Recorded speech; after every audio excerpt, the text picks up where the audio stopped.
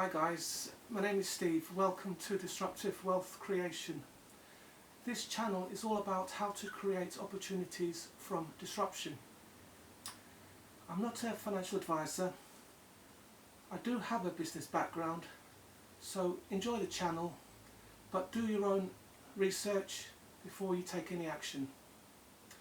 So if you like what you see on this video, please like the video and press the sub button for more content. Right, so let's get into it then. So there's two types of disruption, good and bad. So let's have some examples of bad disruption.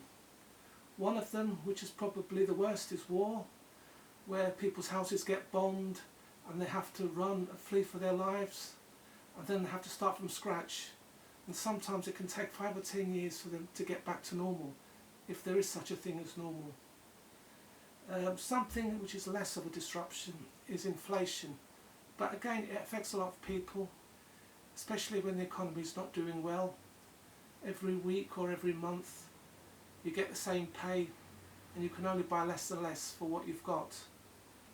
Finally, there's unemployment, and unemployment can cause a lot of problems, both social and economic. You can't buy those things that you used to buy. You've got time, but you've got no money. And time on its own without money is not much good, so that's a problem. Another disruption which is bad is unemployment, not being able to work.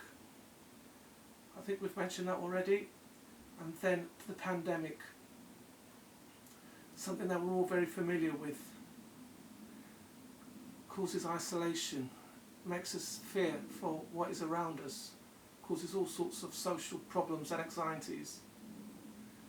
So now let's move on to the good that disruption can bring. Well, the main one is innovation. When we have problems, we have to work around them. We have to create new ways of doing things. We call that innovation.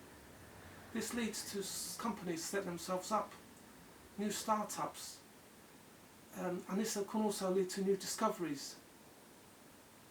So let's have a few examples of what we mean by disruptions in our day-to-day life. So one of the things that's caused disruption, as we've said before, is the pandemic, and that's been to do with shopping. So lots of shops have closed, or it's been difficult to get to shops, or due to queuing it's taken a long time to get the items you've wanted, you've had to wear a mask. So what have people done? Well, to get round that, they've started to go online a little bit more. So online shopping has been an innovation as a result of disruption. So people have bought online and they've had deliveries to their houses. So what has that meant?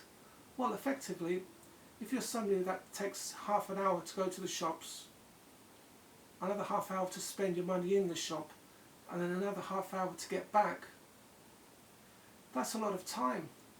And then of course there's the stress if you take kids or friends or relatives with you, and then you might have to pay for parking. So all that time and cost is saved because you can do online shopping. And then when you have to do your shopping again the following week, it doesn't take you as long because you tend to get the same items. So it's just a matter of tweaking your previous shopping list, which again can only take a few minutes. So that's great. So as I say, that's a disruption, caused a bad effect, resulted in some changes of habits and some positive action being taken. Another example is teaching, both at schools and privately. We've seen many yoga teachers and Zumba class teachers who previously have spent hours in cold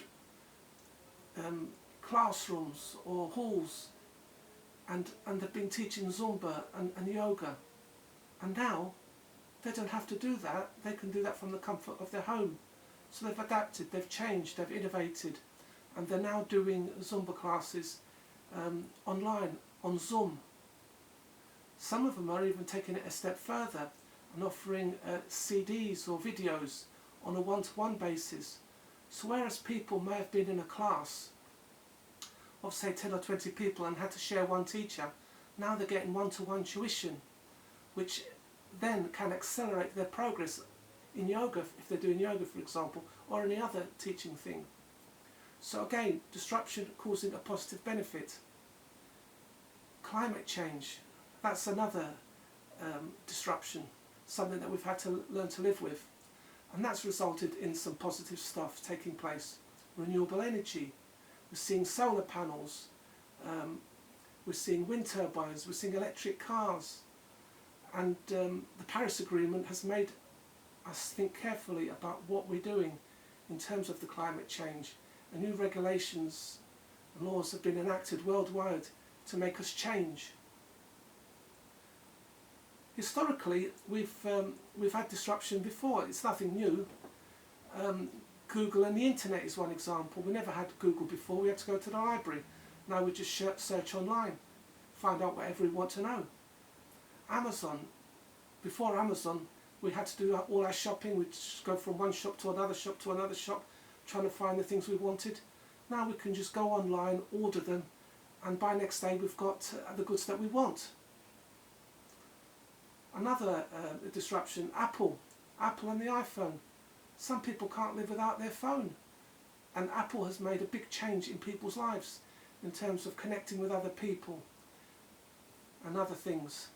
And then Uber have changed things as well, an app where you can just simply within minutes find out where the Uber taxi is to pick you up, where it's travelling, which direction, how much it's going to cost you. Amazing, all these changes. So what does all this tell us? Well, it tells us that we cannot stand still and do nothing. If we stand still, then we die, we don't move, and people overtake and leave us behind. So we have to innovate. We have to grasp opportunities. We have to find new ways of doing things. Most importantly, we have to take action. For example, if say for example in 1980 you had bought $1,000 worth of Apple shares,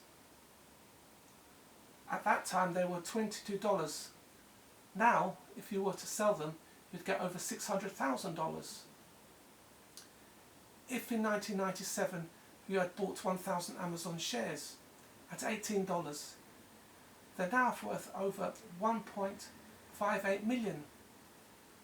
And lastly, if you'd bought some Google shares for £1,000, and that was back in 2004 at $84, they'd now be worth 30,000. So that's just one example, looking at shares, how having taken action, you could have made a lot of money, created wealth for yourself. So now let's think, who are the new disruptors? Where are the opportunities? What can we do?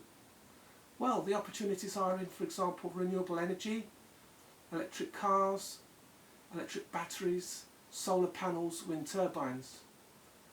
In biotechnology, the opportunities are in vaccines, in medicines and genomics. In artificial intelligence and robots, we've got lots of things happening in terms of companies' setups. We've seen it at Amazon, we've seen it at Tesla. And then of course there's cryptocurrency and Bitcoin. What I'm hoping to do in the next few videos is to start examining all these different things that I've just mentioned, which have caused disruptions in the world and in our economy and in the way we live and the things that we do.